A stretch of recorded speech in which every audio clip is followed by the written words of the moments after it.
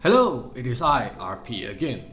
Some of you have asked me to do some research on all the different classifications of motorcycles and the licensing structure surrounding them in Japan after I put out my riding tips for Japan. To be honest, the legal classifications for Japanese motorcycles might be slightly different from the ones used in Singapore and many Western European countries, but it won't come as a surprise. They make a distinction based on engine displacement and maximum power and have a licensing structure to support it.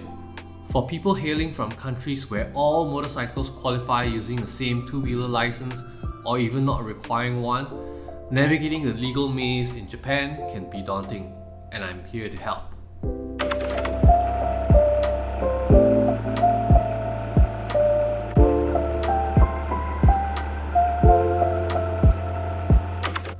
Let us start with how Japan classifies motorcycles, of which there are two systems. The Motor Vehicle Law or Sharyoho, governing licensing and registrations, issues the marks motorcycles into three classes, while the Road Traffic Law or Dorokutsu that governs vehicle operation splits them into four. Under the Motor Vehicle Law, motorcycles up to 50cc and less than 0.6 kilowatt in power are regarded as mopeds. One is generally permitted to take an incredibly easy written test on standard traffic laws at the age of 16 and be allowed to ride these on a moped license without requiring any sort of physical skills test. This is assuming one does not already have a pre-existing license to operate another class of vehicle. Otherwise, anyone holding on to any grades of either a motorcycle license or a road vehicle license are automatically permitted to operate a moped as well. The next category under this law is the ordinary motorcycle that covers everything between a moped and up to 20 kilowatts and 400cc. This is where one is now required to actually take a proper motorcycle handling course, as well as complete a skills test on a closed course and likewise be of 16 years of age to qualify for the license to operate one. The last category under the law is the heavy motorcycle that covers motorcycles exceeding 20 kilowatts and 400cc. The license to operate this class of motorcycles requires one to also take a handling course as well as pass a skills test. However, one also needs to be 18 years of age or older to qualify and have to do the skills test with an appropriately powered motorcycle. Obtaining a heavy motorcycle license also allows one to operate both ordinary motorcycles and mopeds as laid out by the Motor Vehicle Law.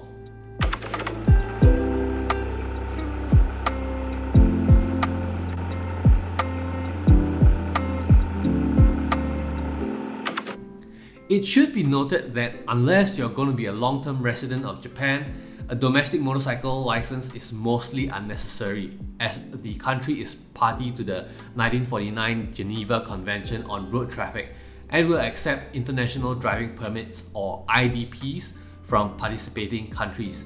As such, while you may be in a country that has tiered licensing and may not have achieved the highest tier in your own country, an IDP will allow you to rent any class of motorcycles available in Japan.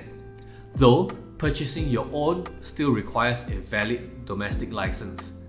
However, if you are planning on being a long-term resident of Japan in excess of a year with no convenient way to get another IDP from your home country renewed, you will require the above domestic licenses and either apply to earn them like any other local resident or make a conversion from your home country's license via the JAF or Japanese Automobile Federation.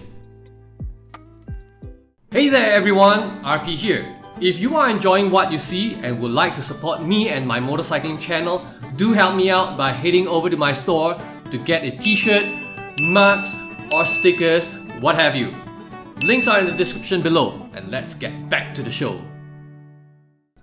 The next set of categorizations come from the Road Traffic Law, and in many ways, the categories don't necessarily overlap. For one, the Road Traffic Law is entirely focused on displacement and does not consider engine power when figuring out which category a bike is under, and is primarily a point of contention for riders using 125cc motorcycles capable of reaching the minimum highway speeds but not qualifying for entry.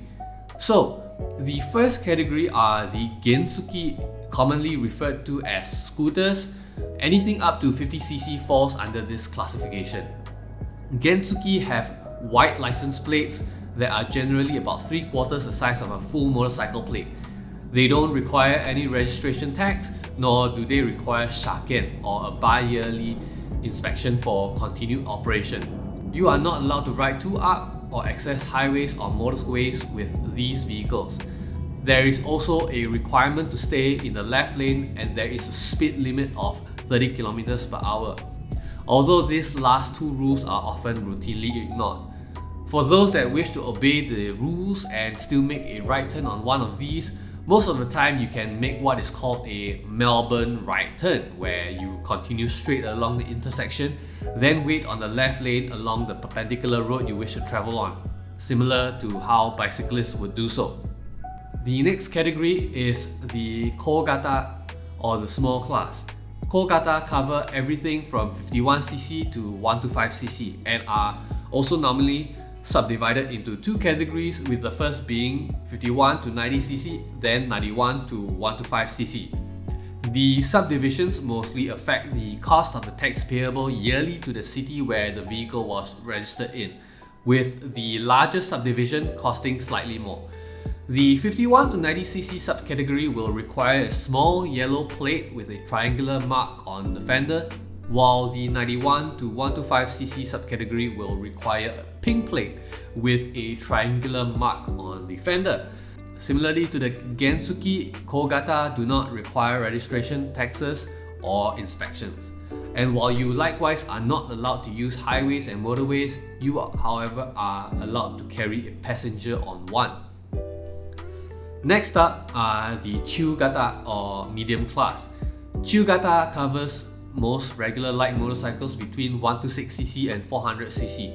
This category is likewise subdivided into two more categories, one being 126cc to 250cc and the other being 251cc to 400cc. The subdivisions matter a lot more here. For one, the lower tier has a white regular plate with no border. It has lower city taxes than the higher tier, requires only a one-time registration tax, and does not require inspections. The higher tier, on the other hand, requires a plate with a green border, has a higher city tax on the same level as the large class motorcycles in the next higher category, are required to pay registration taxes every 2 years for the first 10 years of a motorcycle's life, then annually thereafter, and on top of that are subject to biannual inspections. Both subdivisions in this category, however, are now treated as proper motorcycles either way and are allowed to not only carry passengers but use highways and motorways as well. The last category is the orgata, or large class. Orgata will cover all motorcycles larger than 400cc in displacement. They typically follow all the same requirements in taxes, inspections and display of license plate as the higher tier of chugata motorcycles. The only difference here being the required license to operate this class of vehicle, as well as the cost of mandatory liability insurance associated with a larger motorcycle.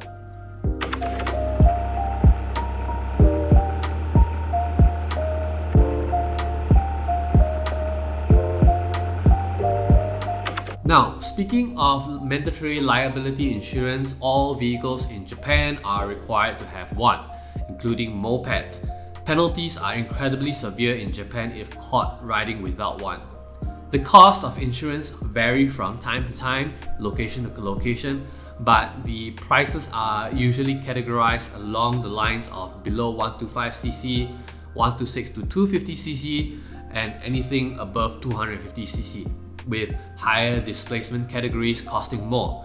The thing about mandatory liability insurance is that they aren't particularly expensive, but they also will not be enough in the long run, just like the bare minimum third-party insurance that is mandatory for all Singaporean riders.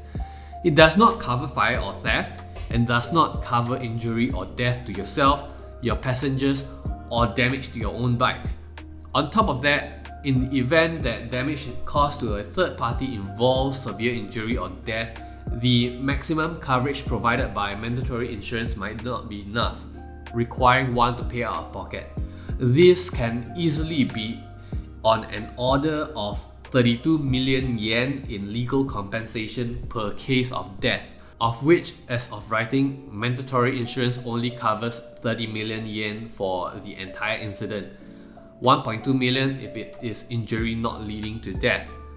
Also, something that I did not cover is the exact cost of registration taxes, city taxes and license fees, as the amount will likewise change from time to time and city to city. So there really isn't a one-size-fits-all answer for this.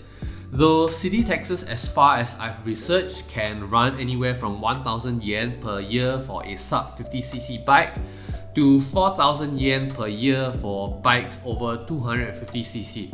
Registration taxes can cost a one-time fee of 6,300 yen for lower tier chugata, while the larger bikes will often run around 2,500 yen every single year. Anyway, I hope this video helped to demystify at least a portion of how the Japanese motorcycle classification system works. And if you liked what you saw, remember to subscribe, give me a thumbs up, and say you love me in the comments, or help me out by buying a shirt from my Redbubble store in the description below. And I'll see you next time. Peace out. Bye bye.